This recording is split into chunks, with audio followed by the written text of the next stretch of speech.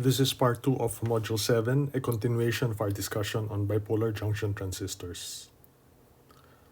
This is what I plan to cover in this lecture. We'll show how the BJT can be used as an amplifier, we'll show how the BJT can be used as a switch, and we'll also show the BJT as a constant current source. We took this up in part 1 of Module 7. This was the last lecture that was recorded and published. These are the 3 steps that are used in the analysis of BJT circuits, in the DC analysis of BJT circuits.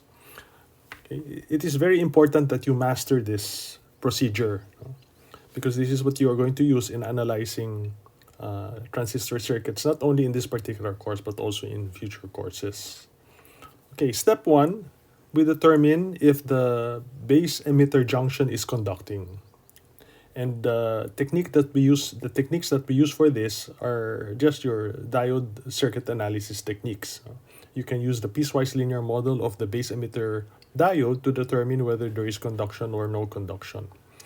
If you see in step 1 that there is no conduction, then you already know that the transistor is cut off, and you can use the cutoff model for the transistor.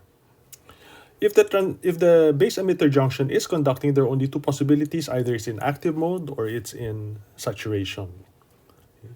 So in step 2, we test whether it is in active mode. We assume the transistor is in active mode. We replace the transistor with its active mode model. Okay, what is the active mode model? It is a current-controlled current source. And we compute for VCE. If VCE is greater than VCE SAT, then we know that our transistor is indeed in active mode, because VCE SAT is the minimum possible collector to emitter voltage. If you compute and the collector to emitter voltage falls below this minimum, then you know that your collector base junction is already forward biased. So it cannot go below VCE SAT. For a PNP transistor, we compute for VEC, and we make sure that VEC is greater than VEC SAT. So if we find out that, yes, it satisfies this condition, the transistor is indeed in active mode, and we can proceed with circuit analysis. Otherwise, we proceed to step 3, which is you replace the transistor with its saturation mode model, then you go ahead and do circuit analysis. Okay, I leave you this exercise to do on your own. So, given a transistor circuit, such as this, you're given the circuit parameters and given the transistor parameters. So you're given VCE SAT, 0.2, VBE active, which is equal to VBE SAT, which is 0.7, and then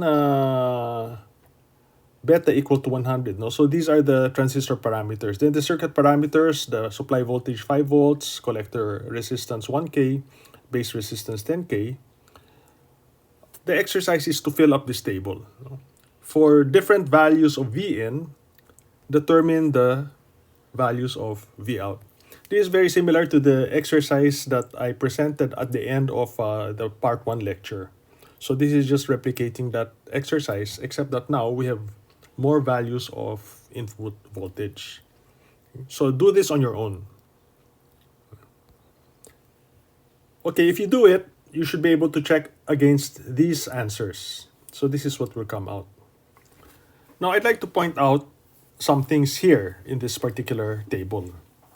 When Vin is equal to 0, obviously when Vin is equal to 0, that is not enough to make our base emitter diode conduct. And therefore your transistor ends up being cut off. If your transistor is cut off, your collector current is 0, there is no voltage drop across your collector resistance, and your VCC is equal to Vout. Rather, Vout is equal to VCC. Vout, by the way, is also VCE. So this is cut off.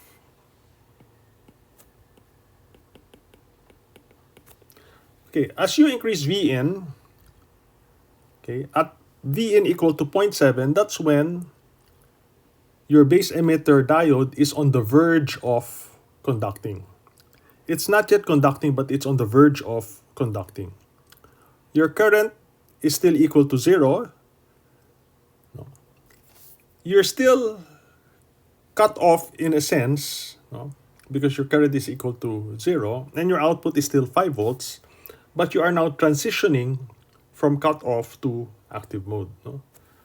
Sorry. So here, this is your transition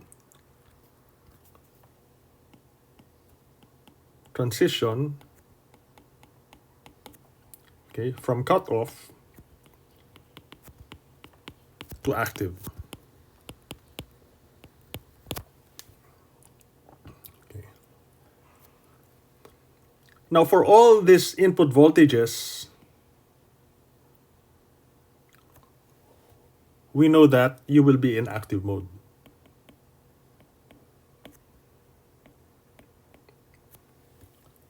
Okay, notice that as your input increases, your output will decrease.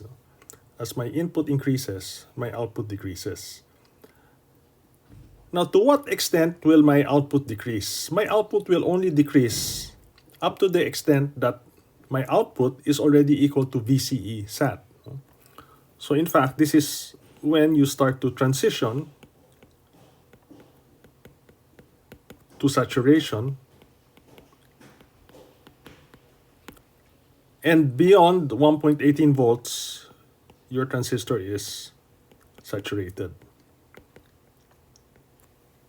In other words, even if we increase Vin further, your output voltage, which is equal to VCE, will not go lower than VCE SAT. Okay, the transistor operates in the active region when the input voltage is between 0.7 and 1.18 volts. So we see that here. No?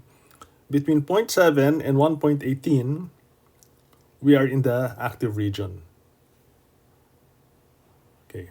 Now what is our output in that voltage range? At 0.7, our output is 5. At 1.18, our output is 0.2. So what if I applied a sinusoidal voltage, okay, whose value varies from 0.7 to 1.18? I'm going to expect a sinusoidal output whose value varies from 5 to 0.2. Because when my input is 0.7, my output is 5. When my input is 1.18, my output is 0.2. So this is what it's going to look like. So this is my sinusoidal input, okay. The minimum value is 0.7. At that point, my output is 5. The maximum value is 1.18. At that point, my output is 0.2. If this is the shape of my input, this is going to be the shape of my output. Now, what do you notice? You notice that there is amplification of the input signal. The output is an amplified version of the input. An amplifier, in an amplifier, you can recover at the output the characteristics of the input. In other words, the output should be a replication of the input, except that it has the capability of delivering more power. That's what an amplifier is. Okay. Gain is the factor by which the time-varying component of the input signal is magnified at the output. If you take a look at the change in my input, that's from 0.7 to 1.18, okay, that's 0.48 volts, okay. And if you take a look at the change in my output, it's from 5 to 0.2, which is 4.8 volts. Okay. Now my gain is negative because as my input is increasing, my output is decreasing. In other words, this is the negative of this. So you can see that you have an amplifier. And the smaller the value of R sub B, the larger the gain will be. The smaller the value of R sub B, the larger the gain will be. In fact, in practical amplifiers, in practical BJT amplifiers, R sub B is equal to 0. And your gain is in the hundreds. You can get a gain of greater than 100 or greater than 200. You can use a transistor to amplify very, very small signals. Okay. Now we're not going to get into that in detail. That's going to be taken up in EEE 131. I only wanted to show you this to illustrate to you that a transistor can indeed be used as an amplifier. Now the BJT can also be used as a switch. Okay. For us to see how the BJT can be used as a switch, let's take a look at the characteristics of an ideal switch. So this is a typical switching circuit. This is my load. Okay. I have a supply voltage, V sub S, and then I have a switch in series with my load. When the switch is open, of course, I have no current flowing, I sub L is equal to 0, and therefore, the voltage across my load will also be equal to 0 because if I have no current flowing, my load, which let's say I represent with a resistor, will have no voltage drop across it. And we say that the load is off. When V sub L, or when the switch is closed, when we now close the switch, okay, the voltage across my switch is equal to 0. This is assuming I have an ideal switch, in which case the resistance is 0. So the voltage across my switch is equal to 0. Note now that my load voltage will just be equal to V sub S. That is, my supply voltage is now applied wholly across my load. And I say my load is on because I have applied the supply voltage across my load. Of course, the load current will depend on the value of the load resistance. Now we can do this with a BJT. How does a BJT switch look like? Okay. If I don't want current to flow through my load, all I have to do is make sure that my BJT is cut off. So I apply an input voltage here that is not sufficient enough to make my base emitter junction conducting. So my base current will be 0, and therefore my collector current, which is my load current in this case, will also be 0. My load voltage will be 0, my load is off. So take note that this and this correspond to each other. Okay. If I want my switch to be closed, I want the voltage across my switch, in this case the transistor, to be as small as possible. I want that to be as small as possible. Now how can I do that? I can do that by making this operate in saturation. So I choose an input voltage that will saturate this particular transistor. If this transistor is saturated, my V switch, which is VCE, is equal to VCE sat. And for silicon, we know that to be about 0.2 volts. My load voltage through KVL will be Vs minus VCE sat. This voltage will be this voltage Vs minus this voltage. Now note that if I make Vs very much larger than VCE sat, okay, then VL will approximately be equal to V sub S. So this will now very closely correspond to this, with a small error being VCE sat. So we can consider the load to be on. So this is how I use my BJT as a switch. Now why would I want to use the BJT as a switch? Okay, I might have a small voltage that I want to use to control a large load.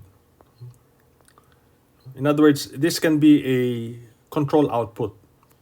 For example, a microcontroller with an output port that you can set to 1 or to a 0. So the 1 corresponding to a particular voltage. You can now use that microcontroller output to turn on and off this particular load.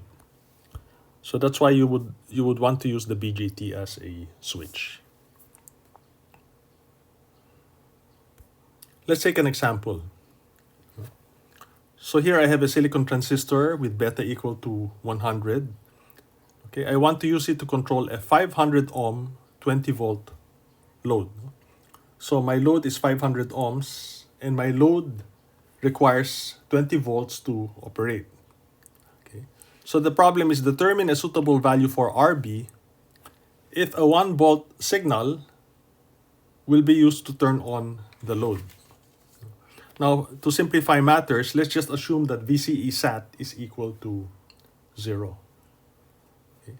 So I have to select a suitable value for RB. Okay, how do I go about this?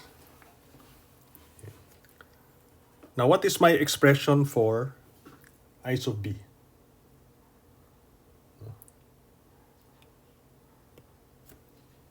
Okay, I sub B is equal to V in minus VBE okay, over R sub B. Okay, so this is equal to 1. No, we want the 1 volt signal to turn on the load minus 0.7 if this is a silicon transistor divided by R sub B. Okay. Now, what should I set IB to? What should I set IB to? Well, what is my load current? No? My load current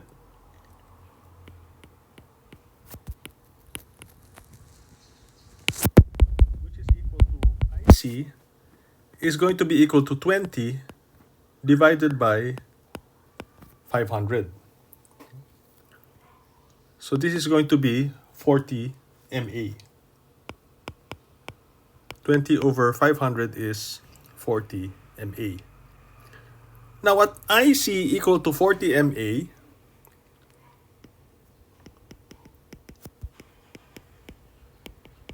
assuming my transistor is in active mode,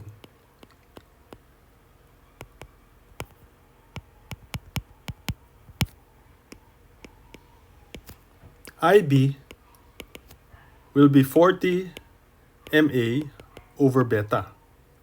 Okay. Beta is equal to 100, so this is going to be 400 microamperes. Okay. This is assuming the transistor is in active mode. So what is this 400 microamperes? No? This is now going to be the minimum value of IB that will put the transistor on the verge of saturation. No? This is the value of IB. No? Value of IB that should put the transistor on the verge of saturation.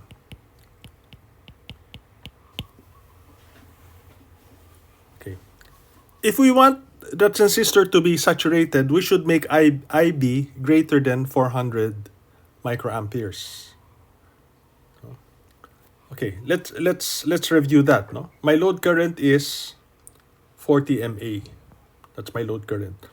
At this particular load current, I want my VCE to be minimum. So my VCE would be equal to VCE SAT, which is equal to 0. Okay? And therefore, my IC will just be 20 over 500. Now, otherwise, it would be 20 minus VCE SAT over 500. Okay, so I compute for IB, that would correspond to 400 microamperes. That's assuming active mode. No. But this will now tell me, okay, the value of IB that should put the transistor on the verge of saturation. In other words, okay, 1 minus 0.7 over RB should be greater than 400 microamperes. Or RB, if I compute for RB greater than or equal, no? RB should be less than, if I compute, I have that value somewhere. or equal to 750 ohms.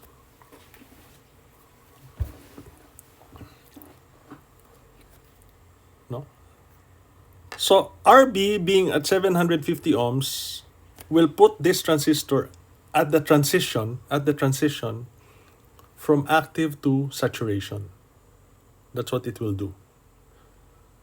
And if we make RB smaller, okay, IB will increase, but IC will not increase.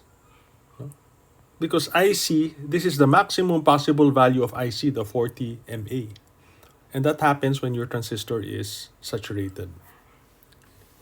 So your answer to this problem might be 750 ohms. So 750 is a possible answer. No? But we have what we call, in engineering, no? We always put in a factor of safety.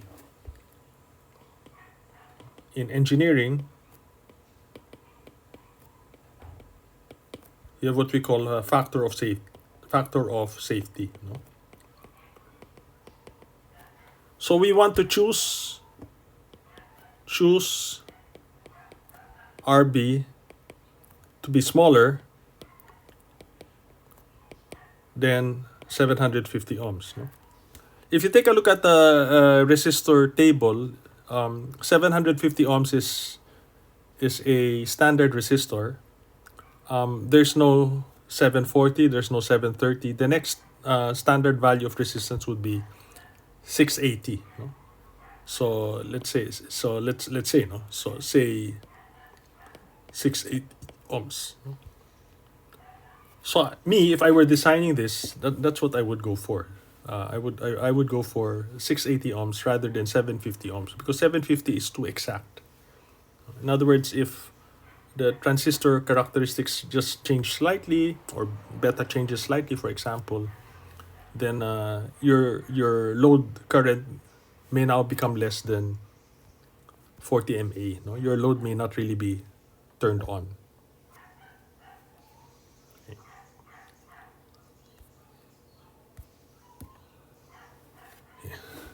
Okay, the BJT is also often used as a constant current source. No? When it is in active mode, we know that the model for a BJT is a current-controlled current source. Now, this is your basic constant current source. This is your basic constant current source. Okay. I sub L is established only by I sub B. So note that I sub L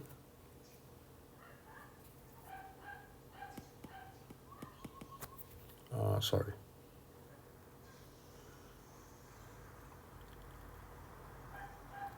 Okay, I sub L is beta times I sub B.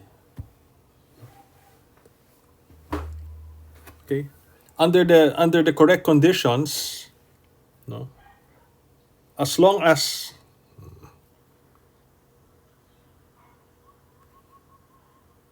sorry about that, no, as long as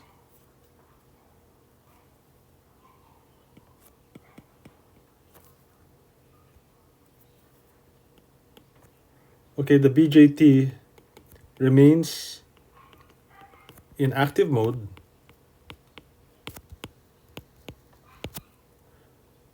okay, I sub L will not vary with load resistance or VCC. No? Because by this equation, I sub L is only dependent on I sub B. No? It will not vary with load resistance. It will not vary with VCC. But then, you have to make sure that the BJT remains in active mode. Okay, it's very easy to see what I sub B is here. No? I sub B is just going to be Vref. Vref is the reference voltage which we use to establish the value of I sub B. This is going to be minus VBE active all over R sub B. No? And therefore, IL, which is IC, is just beta Vref minus VBE active all over R sub B. Your I sub L will just depend on Vref, VBE active, and R sub B. So again, no, the load resistance might change, VCC might change, but as long as the BJT remains in active mode, your load current will not change. Thus, it is a constant current source. Now, there are flaws. There are flaws with this constant current source. The circuit is not stable. The circuit is not stable. When we say it's not stable, well, we want I sub L to be constant, but in fact, I sub L will not really be constant because of certain factors. And the main contributing factor to the instability of the circuit is beta. Beta is the main source of instability. Okay.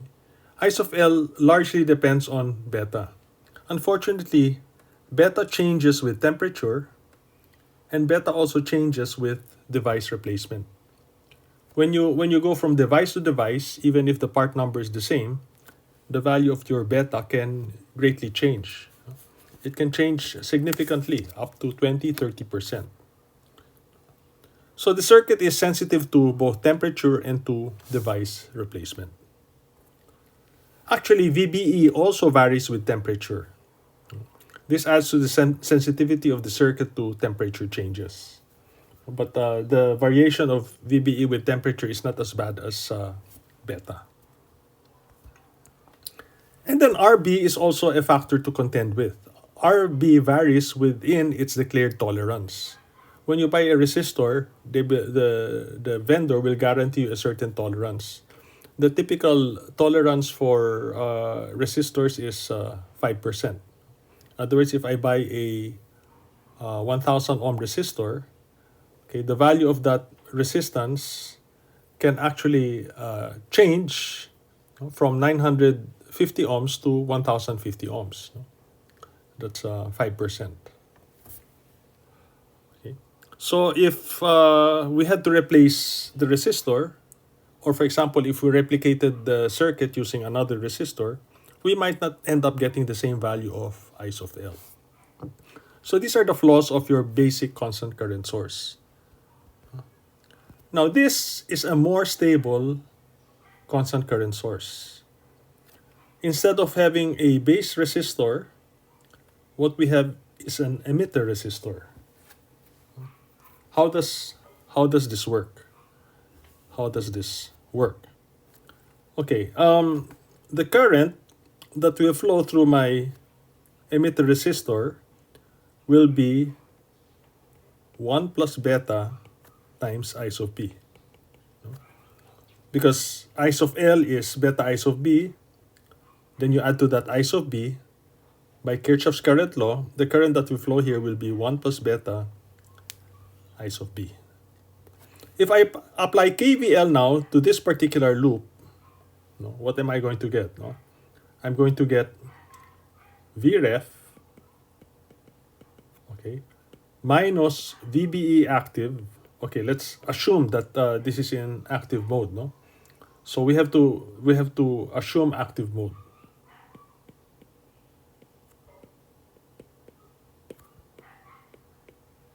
So Vref minus VBE active, okay, minus the voltage across RE. But what is that? That is RE multiplied by 1 plus beta I sub B. This is equal to 0. Okay. So I can solve for I sub B. I sub B is going to be Vref minus VBE active all over 1 plus beta times Rs of E. And because we are assuming active mode, I sub L is now going to be beta over 1 plus beta Vref minus VBE active all over R sub E. That's beta IB. I sub L is beta IB, beta times this, which gives me this. Now, if beta is very large,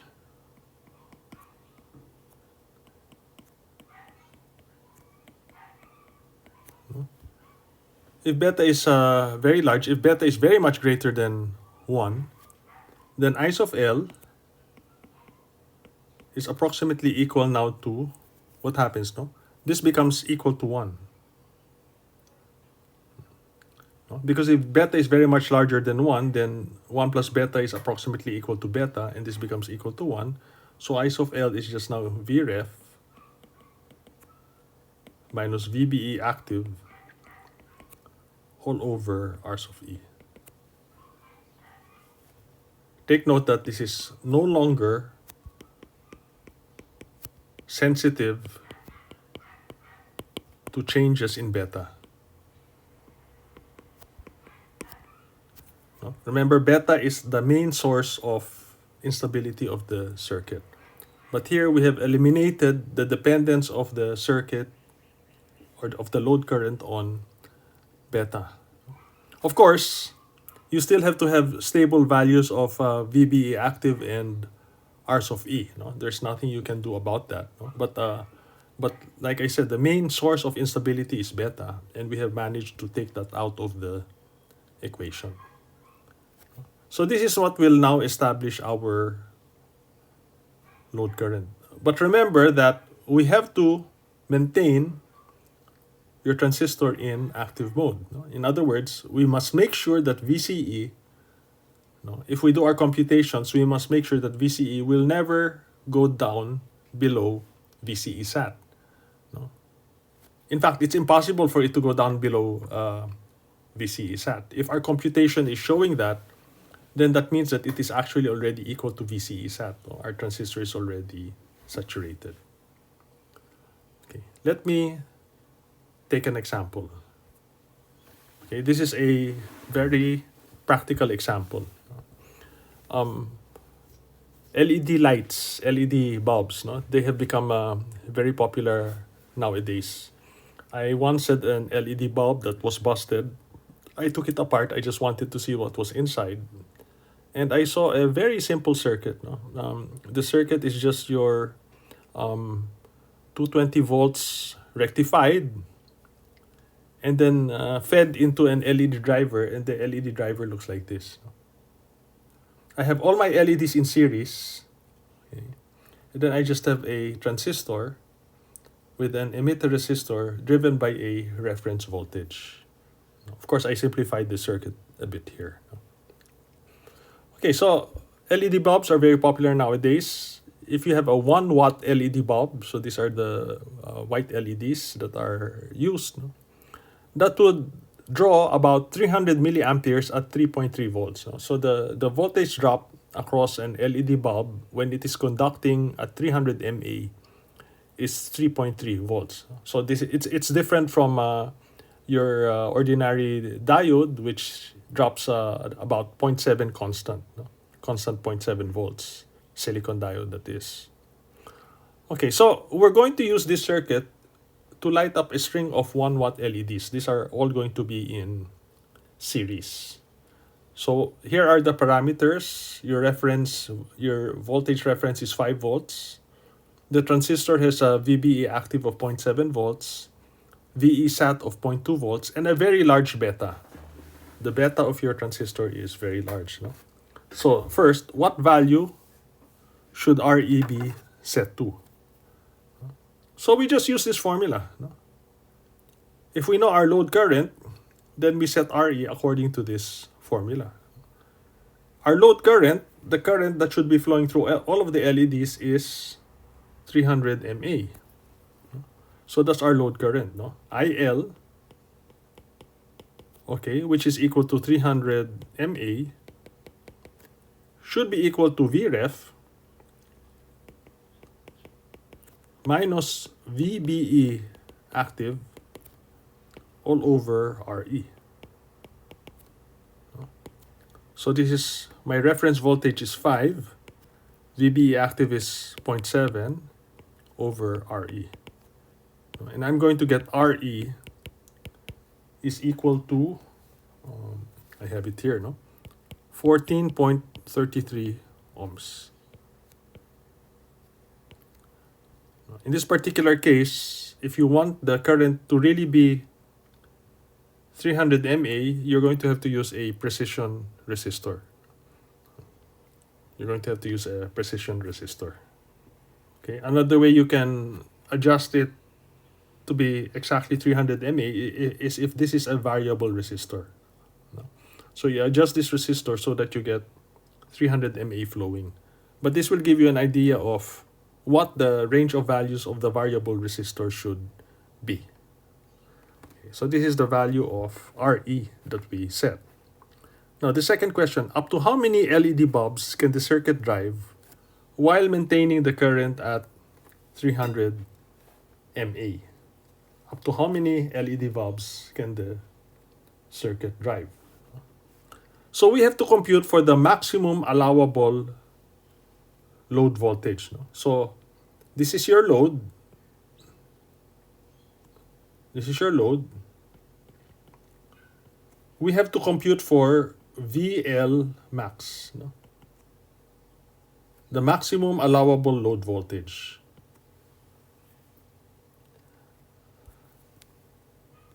The maximum allowable load voltage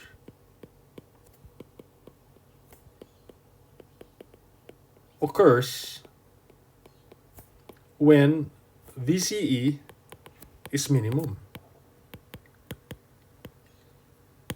No? Common sense, no?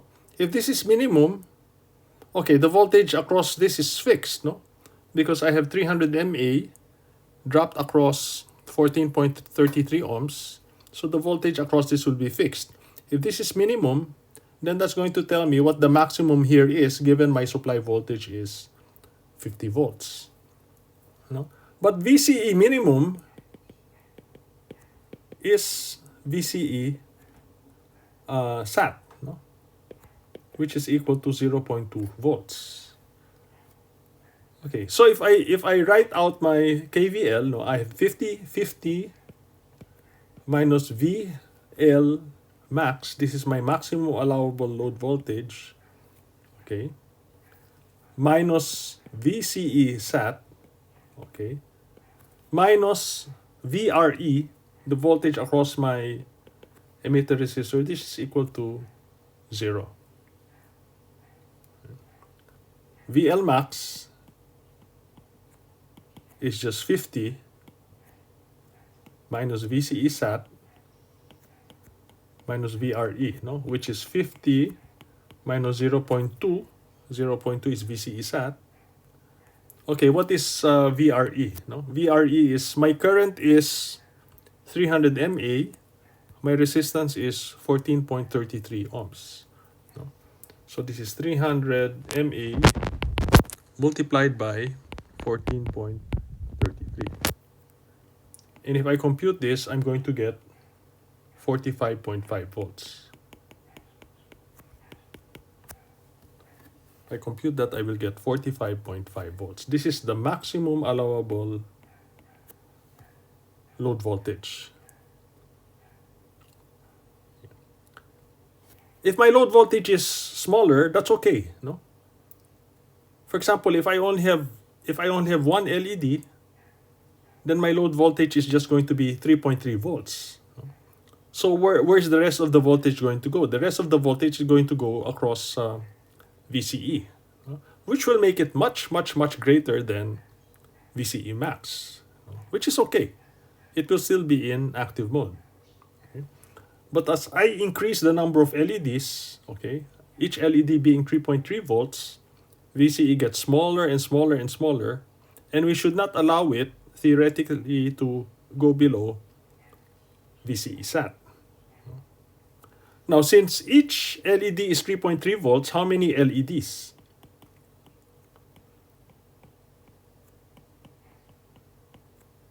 Okay, that is 45.5 over 3.3, and that will give me 13 0.79 LEDs. Of course, I cannot have 0.79 LEDs, so the answer is 13 LEDs. So I can use this to drive 1, 2, 3, 4, 5, up to 13 LEDs. But if I put there 14 LEDs, what's going to happen?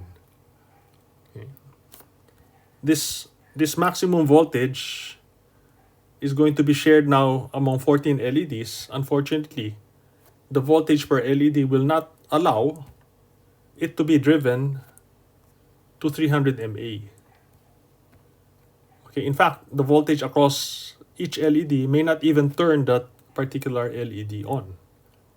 And therefore, either we'll have very dim LEDs, it won't be fully on, or you will have no LEDs lit up at all. But anyway, this is an example of an improved constant current source used to drive LED lights. That's my last example for this particular lecture. The rest of the material, which is published on ULVLE, are just practice exercises. So I provided here, I think, 4 exercises. For the different exercises, I provide the answers. So please try them on your own. Okay.